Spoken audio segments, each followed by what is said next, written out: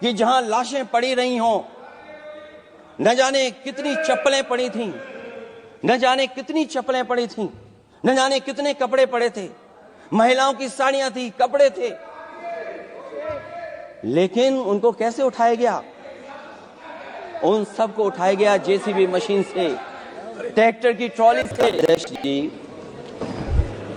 मैं सबसे पहले आपका अभिनंदन एवं अभिवादन करते हुए आग्रह करना चाहूंगा कि मुझे बोलने के लिए जो समय दिया है, मैं उसमें से 2 मिनट का समय महाकुंभ हादसे का शिकार लोगों की आत्मा की शांति के लिए खड़े होकर के मौन रखना चाहूंगा। अगर किसी अन्य को भी सच्चे मन से मृतकों के प्रति सच्चा भाव है तो वो भी हमारे सांसदों के साथ खड़ा होकर के ये मौन श्रद्धांजलि अर्पित कर सकता है। ये माननीय सदस्य अध्यक्ष महोदय, अगली लाइन अध्यक्ष महोदय, ये विषय अध्यक्ष महोदय, आप सीनियर लीडर हैं। अध्यक्ष महोदय, ये अधिकार आपका है, कभी नहीं रही। ये मैंने विषय मेंशन करते हुए भरोसा है इस विषय पर मौन कर दिया था, इसलिए अध्यक्ष का अधिकार है। हाँ, मैं वही अध्यक्ष महोदय, ये जो बात मैं शुरू कर रहा हूं, जहां मैंने मौन 2 मिनट के लिए श्रद्धांजलि की बात की है, ये अधिकार मेरा नहीं है अध्यक्ष महोदय, ये अधिकार आपका है। मुझे पूरा भरोसा है आप पर कि जब अभिभाषण की चर्चा खत्म हो रही होगी उस समय 2 मिनट का मौन श्रद्धांजलि जरूर दी जाए जो श्रद्धालुओं की जान गई है।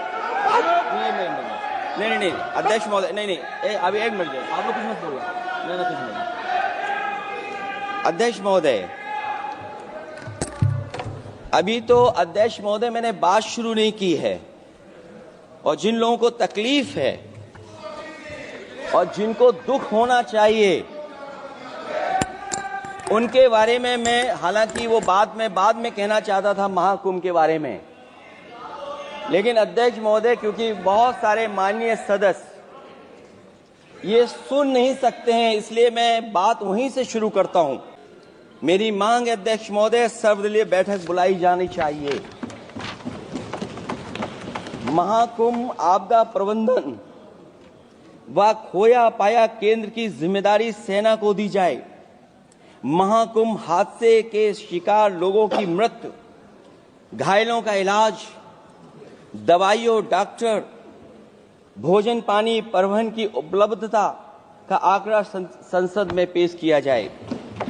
महाकुंभ हादसे के लिए जिम्मेदार लोगों पर, महाकुंभ हादसे के लिए जिम्मेदार लोगों पर घोर दंडात्मक कार्रवाई हो। जिन्होंने सच छिपाया है उनको दंडित किया जाए।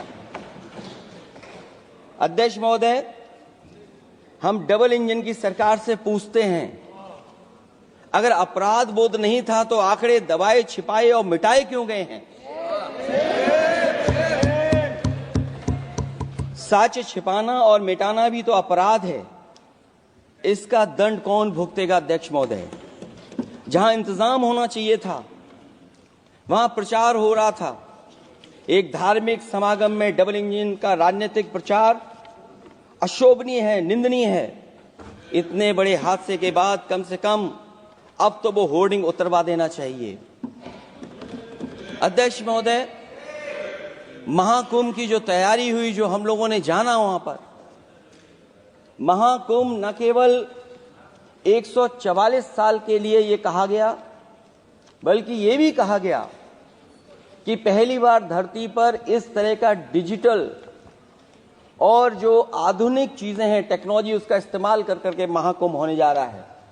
सीसीटीवी, ड्रोन, लाइव स्ट्रीमिंग के आधार पर जिनका दावा था कि वो डिजिटल कुंभ करा रहे हैं, वो मृतकों की डिजिट नहीं दे पा रहे हैं।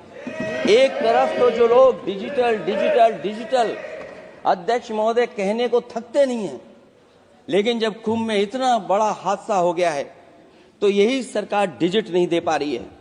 हमारे अपने लोग मारे गए हैं, जिसमें परिवार का हर रिश्ता दिवंगत हुआ है।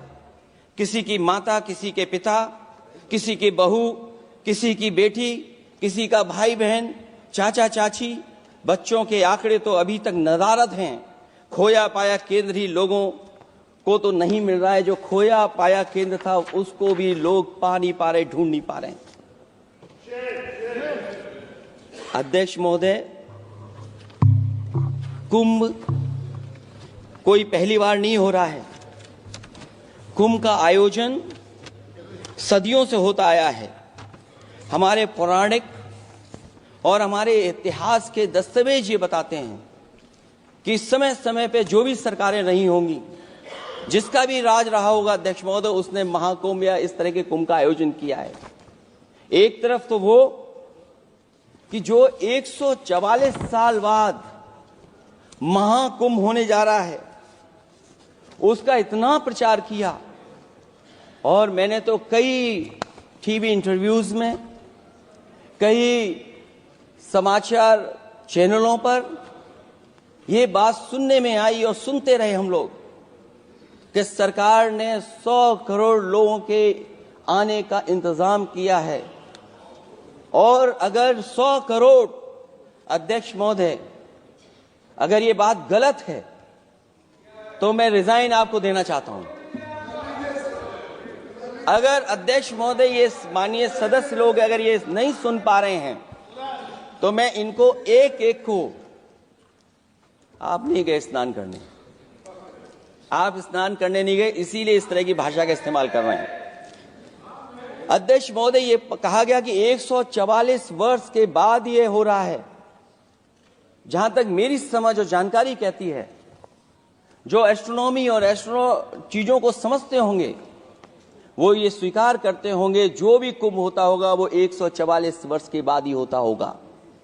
लेकिन ये कहा गया कि नक्षत्र ऐसे हैं, तो मैं अध्यक्ष महोदय सरकार से कहना चाहता हूं कि सतयुग से लेकर के कलयुग तक ये सनातन परंपरा रही है कि संत महात्मा साधु समाज मुहूर्त के हिसाब से शाही स्नान करते हैं। उसमें नक्षत्रों के हिसाब से जो सहयोग बनता है वही शाही स्नान का मुहूर्त होता है। लेकिन भाजपा के राज में ये सनातन परंपरा टूट गई। पहले सरकार ने संत समाज को शाही स्नान रद्द करने का आदेश दिया, जिससे अनादिकाल की सनातन परंपरा टूटी। और फिर जब देश भर में ये बात उठी, तो उन्होंने हादसे को छिपाकर फिर से आदेश दिया कि अखाड़े शाही स्नान करने जाएं। इससे सरकार ने पावन मुहूर्त के स्थान पर अपने मनमाने समय पर स्नान कराने का आदेश दिया। बात उस दिन या तिथि की नहीं होती है, बल्कि निश्चित मुहूर्त काल की होती है। ये सनातन परंपरा तोड़कर इन लोगों ने अच्छा नहीं किया। और ये क्या परंपरा टूटी है कि नहीं टूटी है, मैं समझता हूं अध्यक्ष महोदय मुझसे बेहतर सामने वाले ज्यादा जानते होंगे इसके बारे में। और जो लोग, अध्यक्ष महोदय, जो हम लोगों ने देखा वहां पर लोग पुण्य कमाने आए थे और अपनों के शव लेकर के गए हैं। चमत्कारी करिश्मा तो ये हुआ है, श्रद्धालुओं के शव मिल गए थे, पर सरकार स्नान करने वाले मरने वालों की बात स्वीकार नहीं कर रही थी। और इससे ऊपर ये बात जो वहां पर और हुई, अध्यक्ष महोदय, जब ये जानकारी हो गई कि कुछ लोगों की जान चली गई, लाशें हैं जो मोर्चरी में पड़ी हैं, अस्पताल में पड़ी हैं, उसके बाद सोचिए सरकार क्या कर रही है।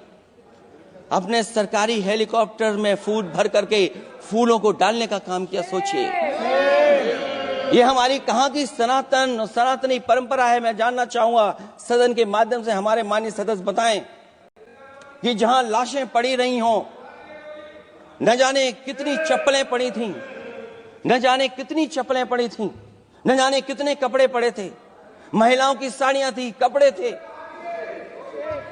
लेकिन उनको कैसे उठाया गया? उन सबको उठाया गया जेसीबी मशीन से, ट्रैक्टर की ट्रॉली से। उनसे उठा करके कहां फेंका कोई नहीं जानता, लेकिन जब उनको लगा कि वहां से बदबू आ रही है तो यही सरकार के लोग छिपाने लगे हैं।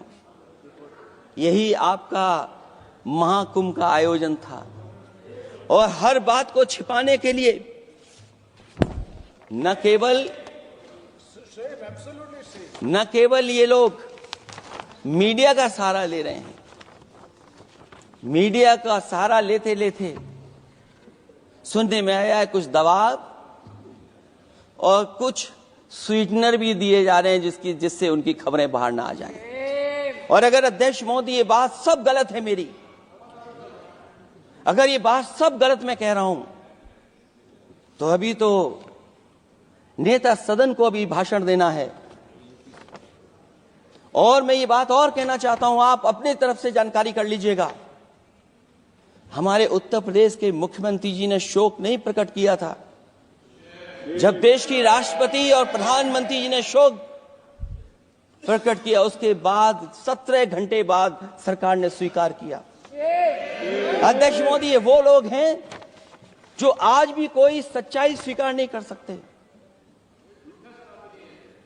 इनका रास्ता क्या है मैं नहीं जानता हूं, कहां ले जाना चाहते हैं।